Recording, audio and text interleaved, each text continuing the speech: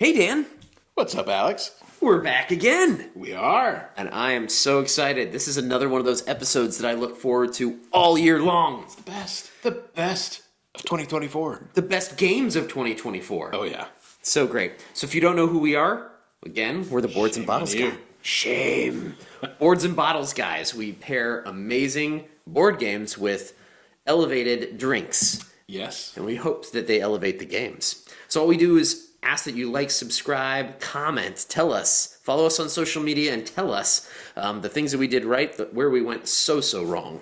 And this is going to be a great episode to do that because we're going over the top 10 games that we played in 2024. Yes, we are. Ho, ho, ho, ho. All right. Well, to start with, we have to have a dram. Oh. A dram is something sweet. Here you go. All Cheers. right. Well, should be telling us more about this. Oh. Ooh. It is the Amrut Two Continents. Oh, okay. We just talked about this an episode ago. Amrut. Look at that. In our top whiskeys. So I said so that this malty. was my, I think, number 10. And Dan was like, I don't remember trying this. Well, I Dan, didn't try it. here you go. Here you go.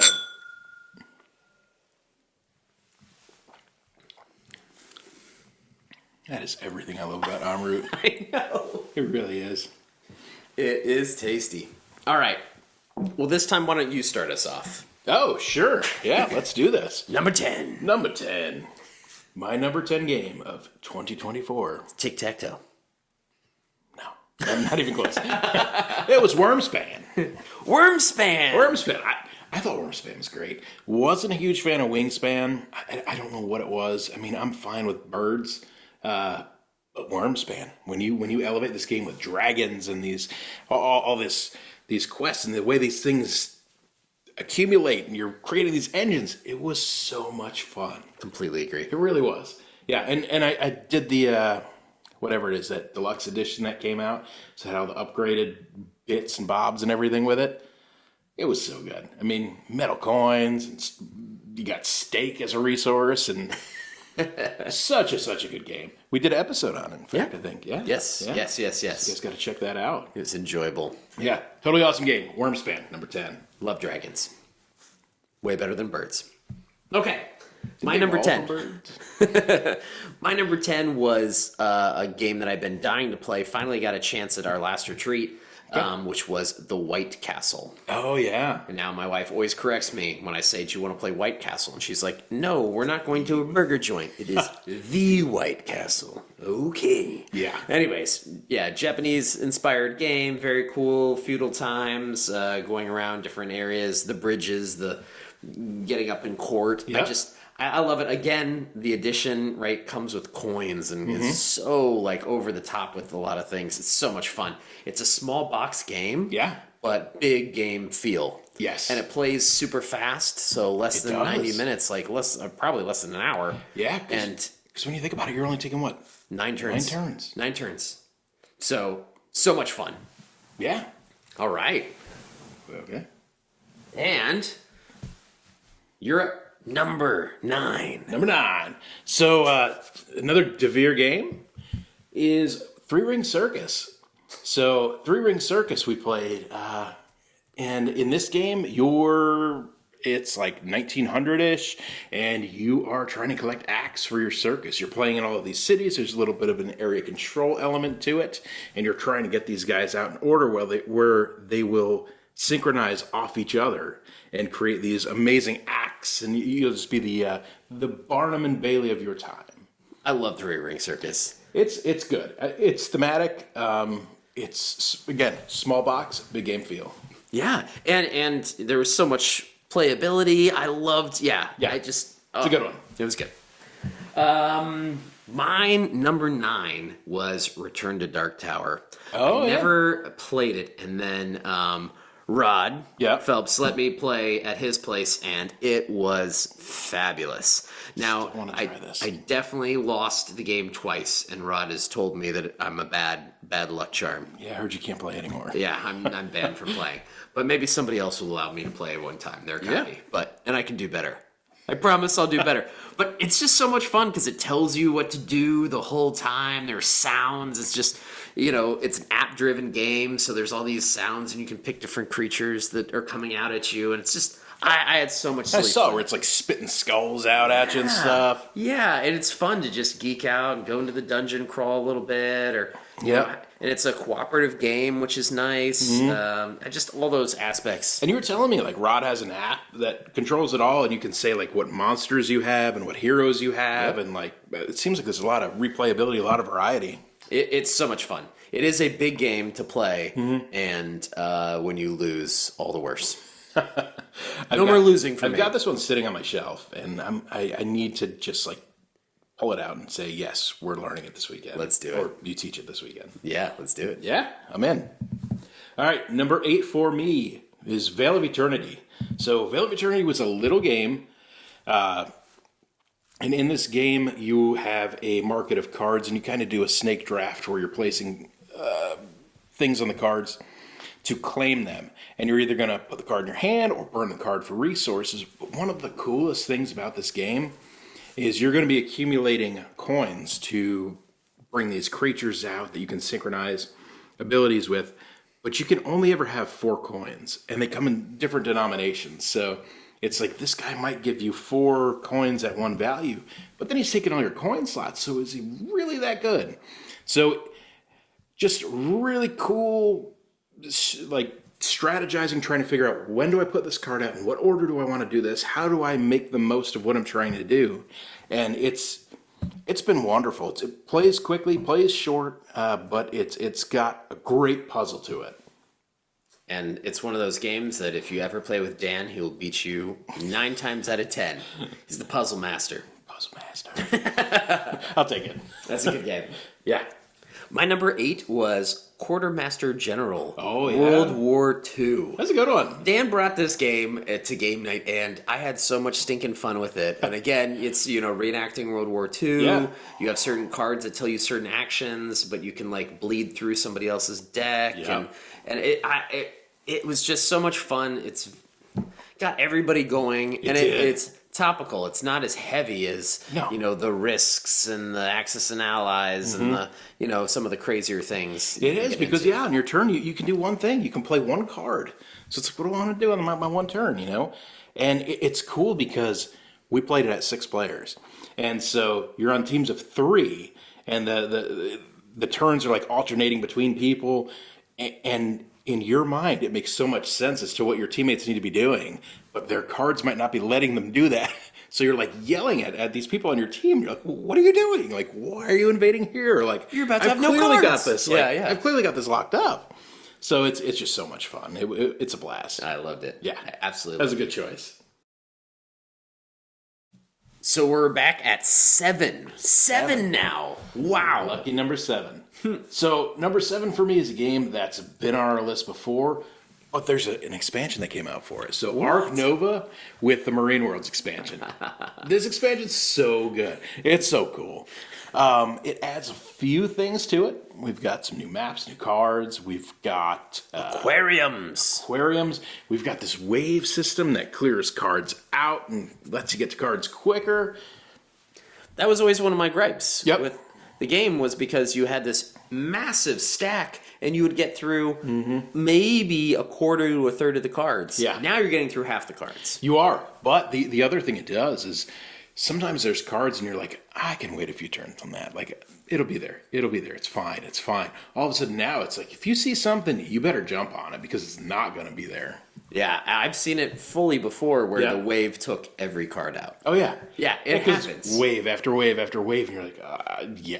I don't even know where I am now. And I start going for it. I'm like, how far can we go? Yeah, it's a great expansion to a great game. Very cool.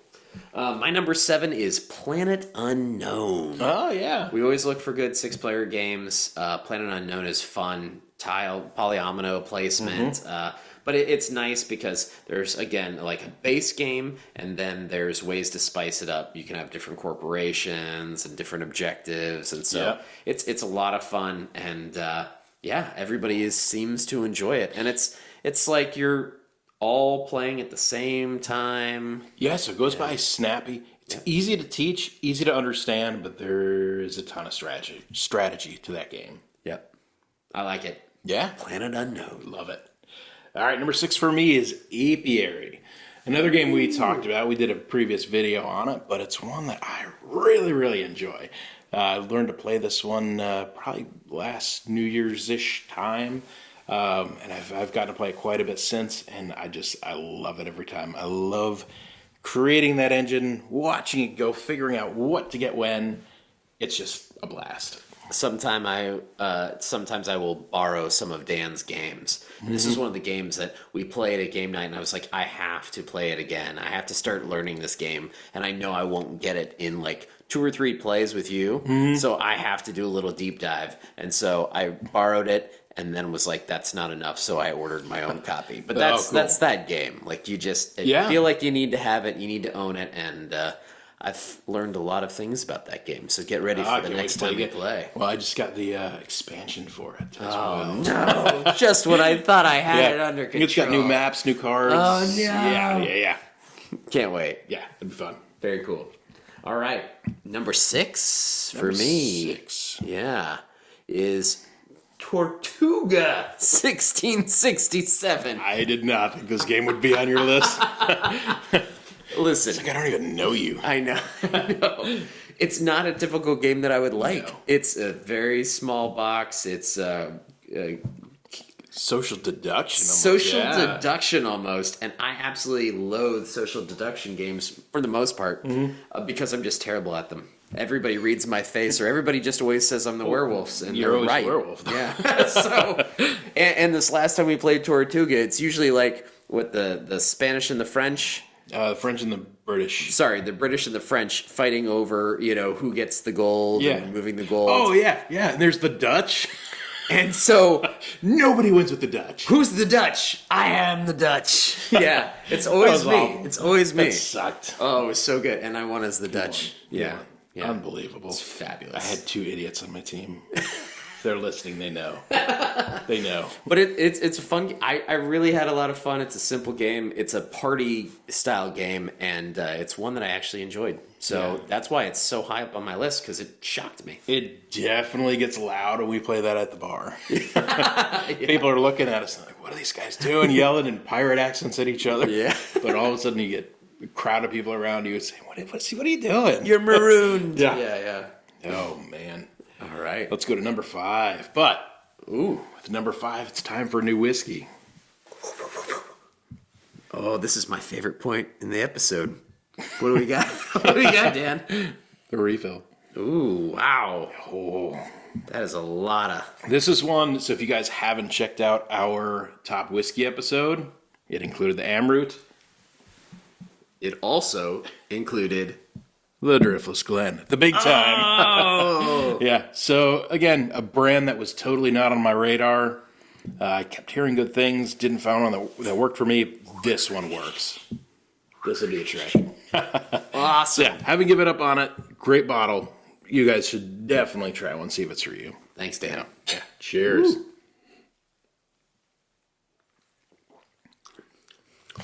So fruity, so oaky, so leathery. That's what I like in whiskey. But let's talk about number 5. 5. Rock Hard 1977. Love that game. Another one that we talked about, we did a review for. You can't talk about it without doing the air guitar. No. Yeah, played this at the retreat. I think we both bought a copy of it right away. Right away. Yeah, so good. You are trying to escalate from being like a masseuse or truck driver or dog walker or whatever you're doing into rock superstardom. You play gigs at fraternities, at kids' bar mitzvahs. Like, I mean, it's insane. And then you get stadiums and... Yeah, you work your way up. You do a mega tour, and it's so cool. It's so thematic. I love this game. If this is the first time you're hearing about it, watch our episode about it, because we have way too much fun. Oh, yeah. It is so great. Yeah. And for that reason, it is also my number 5. Hey! Synced up. Unbelievable. So Dan and I do not talk about our games ahead We of don't. time, and just like we didn't with our whiskeys. And so I don't think we had any whiskeys that were the same, but I knew we No. would get a game or two in there. Yeah, we'll get some overlap. But on those, I'm unbelievable sure. that number 5 for both of us. But yeah, Rock Hard is so much fun. You can take candy in the game, which, Yep. you know, It's your vice. yeah, it's so much fun. Anyways, enough said. Watch the video. Love the game. Love the game. Buy it. Play it. Yes, do so. right. Number 4. Number 4 from you is Gnar. So Gnar is a Viking game. It's pretty small, pretty quick, pretty snappy. We did a review of this one as well. But yeah, it's great. You're playing cards to create these sets, which trigger as you play cards. These sets, more abilities happen, but you can also spend these abilities to explore, which is going to create a second engine for you to use. So you guys are racing to, I think, like 40 points or something, 60 points, whatever it is. 40, yep. 40. You're racing to this point total, and once that happens, it triggers endgame. But it's fabulous. It's so good. I love that game. Yeah. My number 4 is a game that just spoke to me, which was Carnegie. Oh, yeah. It's a beast of a game. Like, you gotta learn fun, it. though. But it's so much fun. And talk about engine building. You can really get it going. And I just love the theme of it too. You know, at the end, you get so many victory points for giving your wealth away, just like Carnegie did. That's how it should be. I'm just such a sucker for, you know, Scotch Americans anyways, Scottish Americans. So Yeah. it was a great game. Loved it. It was fabulous to play. It was really cool. I loved being able to build your factory, and you could build out like different departments within your factory and place your workers in them to create like where you wanted your efficiencies to be. Yeah. Like, how are you going to make this building, these departments, these people work for you to achieve your goals? So cool. R&D, HR, Yep. all of it. Yep. It's so great. And expanding your lines of yeah. all your railroads. It was Yep. so And cool. you're plopping Just stuff out on the this board. map. It was like a little Ticket to Ride. Oh, yeah, yeah. There's so many aspects to it. Included a lot of stuff that we like. Yeah. Cool. Well, we're about to get into the top 3. So this time, let's talk about a game that maybe surprised you or was something that you weren't expecting. For sure. For me, Yeah. it was Skyrise. Oh, okay. So, you know, and maybe you're about to talk about this as one of your favorite games. I don't know. But for me, Skyrise, because it had a little raw feel to it, I enjoyed it more than I thought I would. And to the point where I was sitting there about to pay like stupid amounts of money to get the amped up crazy board. And then I was just like, hold the phone, okay? Like, just hold the phone. Yeah. Because it's just so cool. It's Yeah. such a great game. It hooked me. It was a really good one. I think that was probably one of my favorite games at the retreat. Yeah. When we went. Yeah. Yeah, it was awesome. So I've got 2 I wanted to talk about quick. One on a personal level for me was really good. Vagrant Song. So me and my 10-year-old son, we've been playing a lot of this. It's a campaign game where you're on a train and you're fighting some haints. You're trying to restore their humanity, and you're trying to get them from going to the afterlife, I guess. So we've been having an absolute blast with this. We've been leveling up. We've been fighting these haints, and it's just been so cool. That's awesome. But one that I had zero expectation with is a game called Flip 7. I don't know if you guys have played this. It says on the box that it is the greatest card game ever made. Like, that's the tagline of it. It might be true. Oh, man. It might be. It might be. I don't know. It's so easy, so simple. It's just, We'll have to do an episode about it, clearly. I love it. I love it. I love it. I love it. It's so good. But yeah, we'll be talking about it further for sure. It's so simple, so easy, but just so addicting and so good. Flip 7. All right. Couple of good, surprising games It was. that lead us into our top 3. Top 3. All right. What do you got for us? Number 3, Dan. Skyrise. Oh, I knew it. Yeah. Skyrise for me has been number 3. It was such a good game. I went out, I spent the stupid money. I got the deluxe edition. I did right away. To me, it sung on so many levels of things that I like. It's got that raw feel. It's almost got that Foundations of Rome feel, where you're trying to get territories. It's Great games to combine. Yeah, it's just so good. And if somebody would stop spilling whiskey on games, I might bring it out. No, that's me. That's clearly me. But it's only your games. I never spill it on mine or anybody else's. This is true. Just yours. This is true. There's something to it. Maybe. Skyrise, it's awesome. Check it out. Very good. All right, my number 3 is Rising Sun. However, we did the kaiju rules. Yes, we did. So Dan and I came up with this, and I think they're on Board Game Geek. It's on Board Game Geek now, you can check out our rules, but we beyond just pairing, sometime we want to create like experiences, and so how you can do that also is you take a game that might have a max cap of 4 or 5, like Rising Sun, and you're like, but we have 10 who want to play this. So how do you do that? And so we actually created new rules to be able to play 2 boards simultaneously and make people teams. And having to balance that a little bit, right, is part of what we did with the rules. So it's fun for us also. Like I love collaborating with this guy to create new rules. So probably more of those games to come for us. Hopefully. But that was the first try at it, and I think it worked really, really well, if I do say so myself. It did. Yeah, it worked very, very well. It kept the game moving, too. It did. I think we had, what did we have? 2 maps of 4? We had 2 maps of 4, and then you were on one board, and I was on one board. You ran it. Yep, I ran it. Alex ran it. Yeah, that's right. Yep. Yeah, but it was so good. Yeah, check out those rules. It's worth a gander. It was good. Yeah. Worth the gander. Love it. All right, your number 2. My number 2 is a little bit different one. You weren't there for it. It was Clash of Cultures. So we did this one at my place with 2 of the most AP people that have ever existed on the planet. What's AP stand for, just in case nobody knows? It's not AP like AP Calculus. No. It's not Advanced advanced placement. No, this is the analysis paralysis. Taking too long. Yeah, so Make simple choices. Clash of Cultures is a Civ game. And it's supposed to take 3 to 4 hours. I think we were there for 7. Yeah. Nice. It was a long time, but it was such a good game. Gosh, I loved it. I really did. Like, even though it was infuriating at some point, I just knew, like, going into it, sometimes attitude is everything. So going into it with those 2 guys, I knew, like, this is going to be a while. Like, be ready for this. Like, we're going to pair some cool stuff.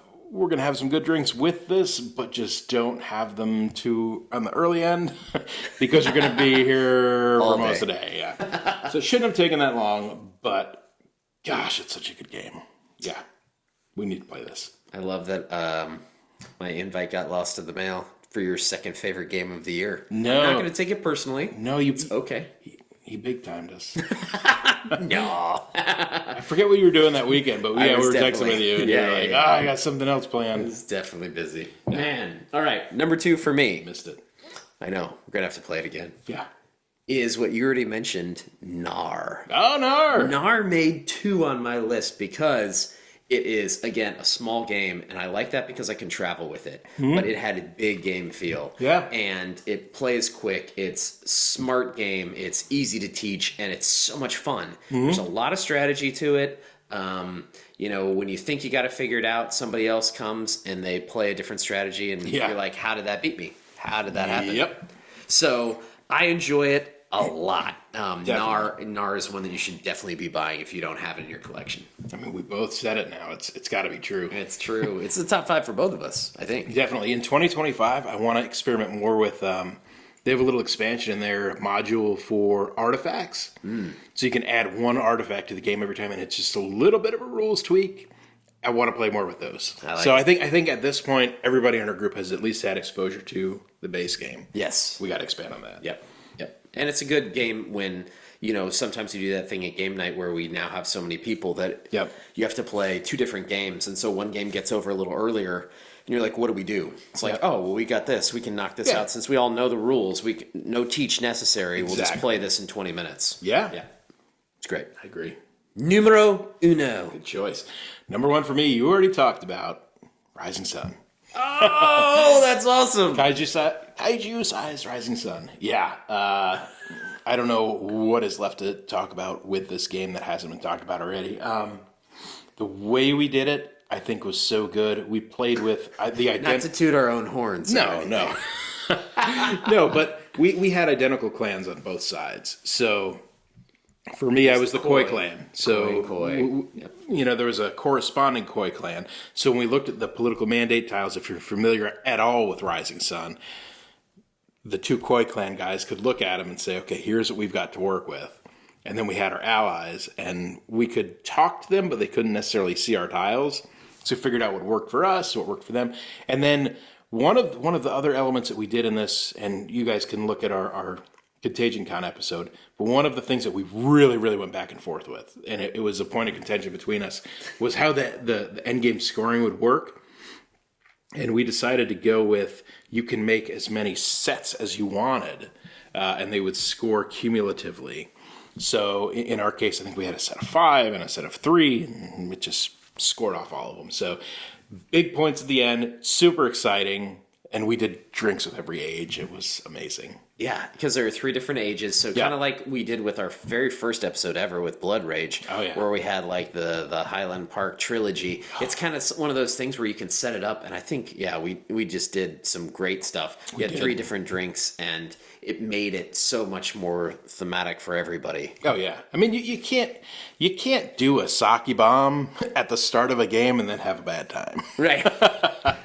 Well, I also liked it because when you're teaming up with somebody on the other board, they're in a very different position than you are. That's what we kept running into. So something that's most beneficial for you might not be for them. And so, and since there's that tea party phase where you are aligning and joining with another team, it's like the 2 of you are kind of still working with another team. Yep. So it's like 4 of you working against the other 4. I don't know. It was so much fun. It was. And so that's what we kept collaborating about, was we're like, we've got these sets. Like, what tiles do you have? What tiles do I have? What territories do you think you can get this round? What are you going after? Then what do I need to go after?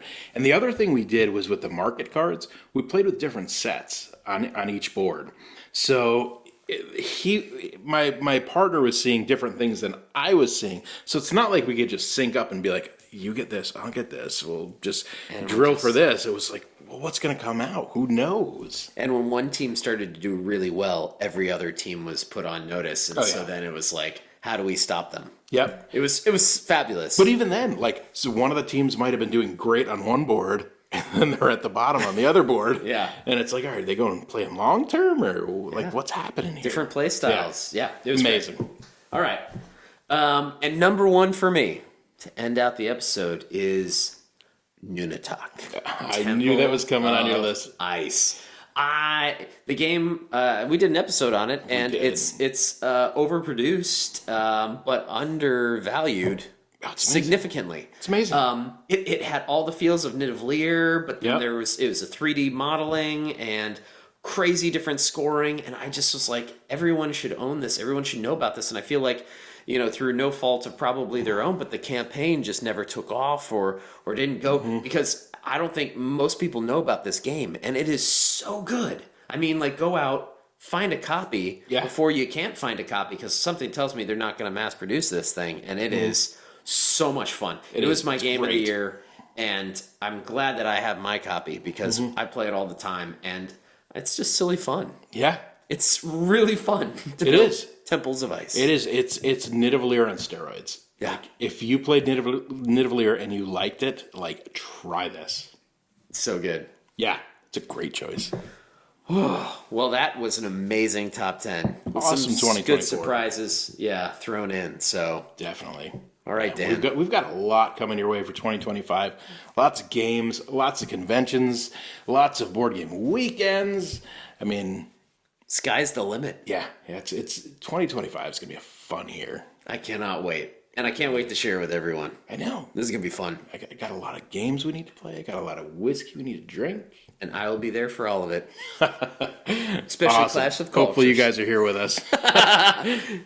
As we always say, guys, game hard, drink responsibly. Cheers.